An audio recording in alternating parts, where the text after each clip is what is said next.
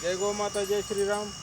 मित्रांनो, आज परभणी येथील आमचे मित्र व गोसेवक संतोष माणिकरावजी गुंडाळे हे आपल्या माता इंद्रायणी गोशाळा येथे गोमातांना गुळाचा नैवेद्य देताना व भाऊंनी जसंही आम्हाला शेडला काहीतरी गरज आहे असं कळालं तर तात्काळ शेडसाठी 1 क्विंटल लोखंडाची पण मदत केली. त्यांच्याकडून अशाच प्रकारची गोसेवा घडो हीच गोमातेचरणी प्रार्थना.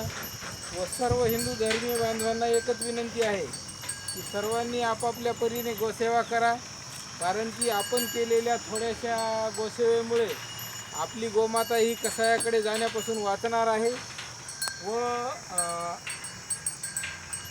अख्खं जीवनभर ती आपल्या गोशाळेवर आदराने राहू शकेल.